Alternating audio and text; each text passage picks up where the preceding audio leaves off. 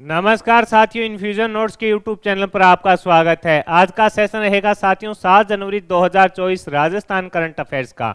इस सेशन में साथियों जितने ही महत्वपूर्ण प्रश्न बन रहे हैं राजस्थान करंट अफेयर्स के, वो मैं आपके साथ शेयर करूंगा। साथियों उन प्रश्नों से जुड़े जो महत्वपूर्ण तथ्य आपसे पूछे जा सकते हैं उन पर भी मैं आपके साथ जानकारी साझा करूंगा। उसके बाद साथियों अपने देखेंगे सूजत सार।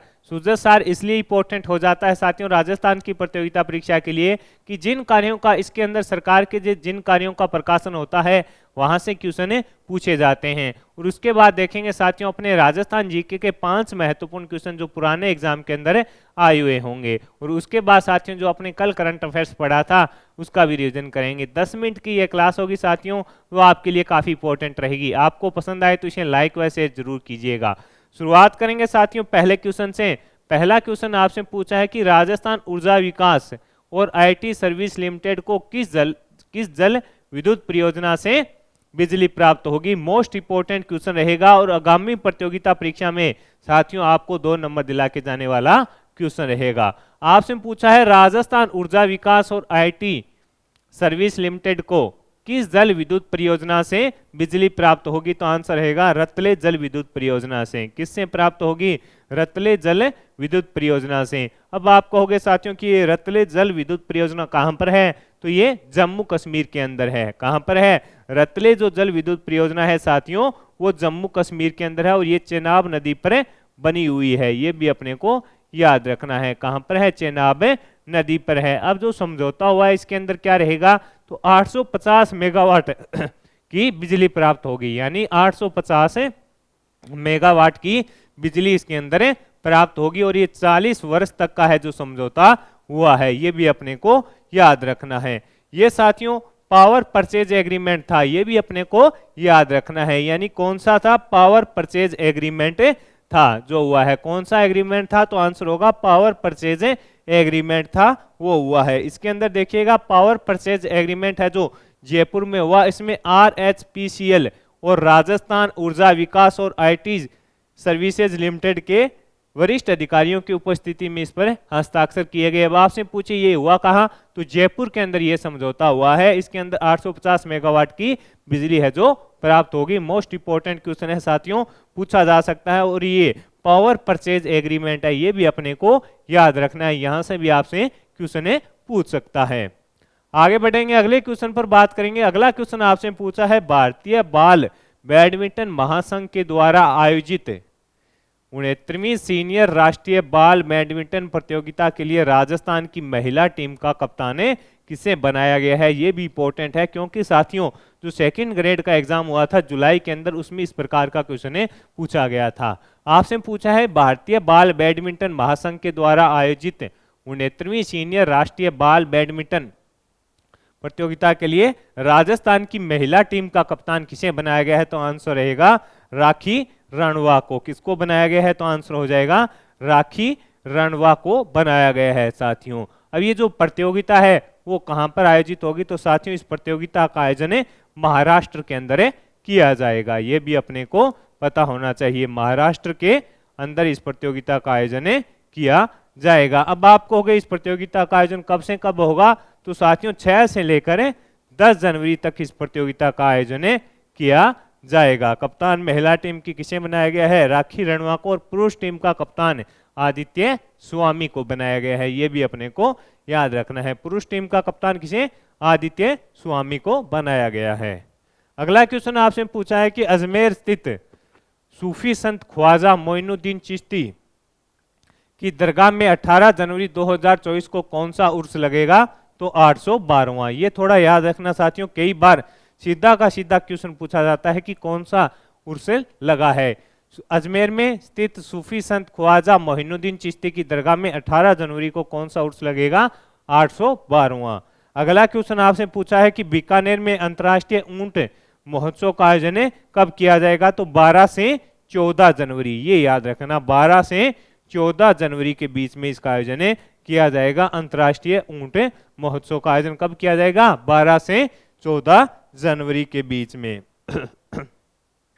तो साथियों ये हो गए अपने महत्वपूर्ण क्वेश्चन जो राजस्थान करंट अफेयर्स के थे। अब अपने देखेंगे सूजत सार।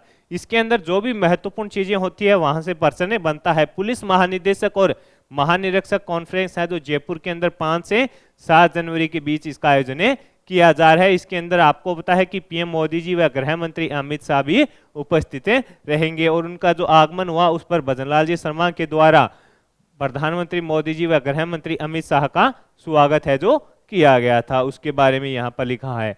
और सबसे जो ज्यादा इंपॉर्टेंट आज के दिन का रहेगा साथियों, यहाँ से जो राज्यपाल ने मंत्री परिषद के विभागों का बंटवारा किया है वहां से 1 या 2 क्वेश्चन आपसे आगामी प्रतियोगिता परीक्षा में पूछा जा सकता है।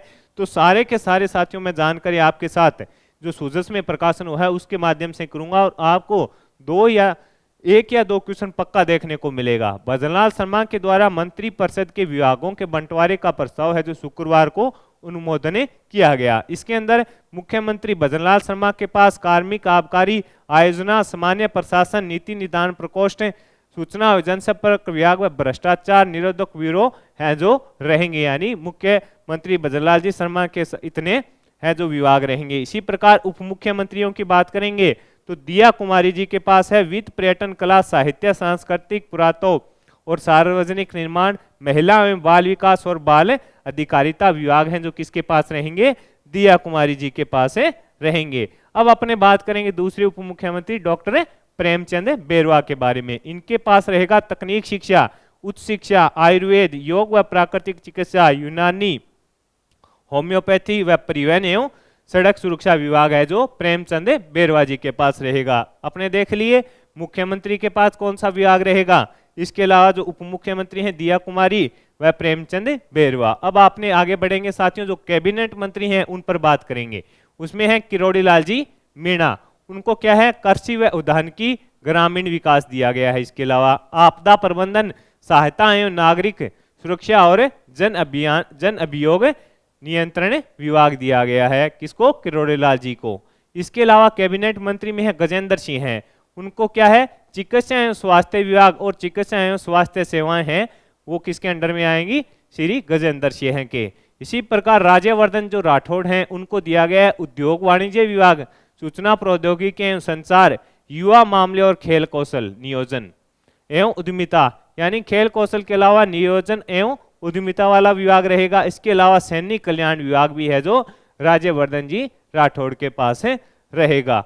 अब अपने बात करें मदन दिलावर जी की तो इन्हें विद्यालय शिक्षा यानी स्कूल एजुकेशन यानी शिक्षा मंत्री कौन है, मदन जी दिलावर हैं। पंचायती राज, संस्कृत शिक्षा विभाग दोनों ही इनके पास रहेंगे साथियों।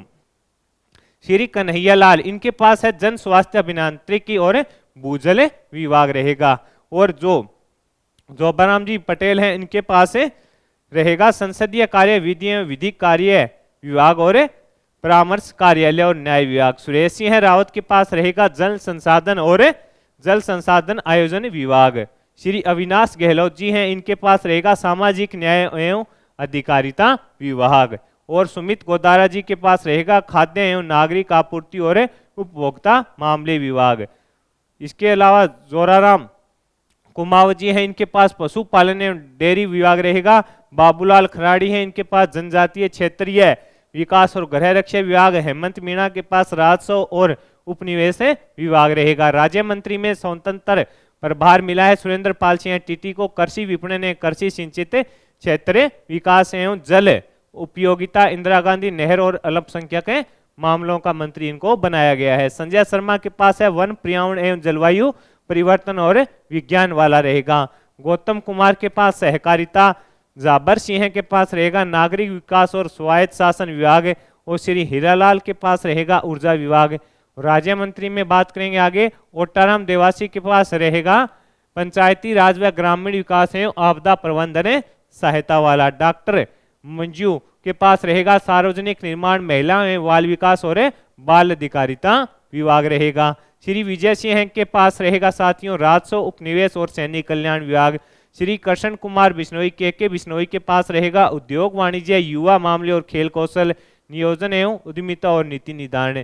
जवाहर सिंह के पास रहेगा गृह, गोपालन, पशुपालन एवं डेयरी और मत्स्य विभाग।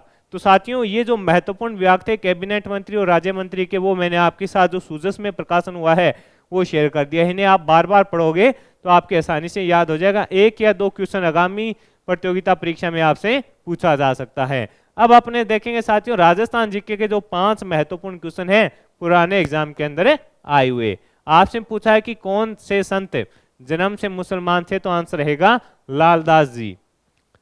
नगला पीठ की संप्रदाय से संबंधित है, तो ये लालदासी संप्रदाय से संबंधित रहेगी साथियों। चरणदासी संप्रदाय की प्रधान पीठ एवं संत चरणदास जी की समाधि कहां पर है, तो आंसर होगा आपका दिल्ली के अंदर है। कहां पर है, आंसर हो जाएगा दिल्ली में है। नारी संत दयाबाई शिष्या थी किसकी, तो संत चरणदास जी की थी। किसकी थी, संत चरणदास जी की। संत चरणदास राजस्थान के किस जिले से संबंधित हैं, तो आंसर रहेगा अलवर से संबंधित हैं। कहां से संबंधित हैं, अलवर से संबंधित हैं। अब अपने साथियों जो कल करंट अफेयर्स पढ़ा था उसका भी रिवीजन करते हैं। आपसे पूछा है कि राजस्थान में नेत्रहीन कल्याण संघ स्कूलों में आर्ट को बढ़ावा देने के लिए प्रोजेक्ट सप्रज किसने शुरू किया है, तो आंसर रहेगा एशियन पेमेंट्स लिमिटेड व स्टार्ट इंडिया फाउंडेशन के द्वारा किया गया है। अगला क्वेश्चन है कि देश का प्रथम रीजनल ड्राइविंग ट्रेनिंग सेंटर कहां बनकर तैयार हुआ है, तो आंसर होगा केकड़ी के अंदर तैयार हो चुका है। हाल ही में आत्मनिर्भर भारत उत्सव 2024 में एक जिला एक उत्पाद पुरस्कार वितरण में राजस्थान को किस पदक से सम्मानित किया गया, तो आंसर हो जाएगा साथियों कांस्य पदक से सम्मानित किया गया। चार्टेड अकाउंट का राष्ट्रीय कॉन्फ्रेंस 6 से 7 जनवरी को कहां पर आयोजित किया गया, तो आंसर होगा उदयपुर में।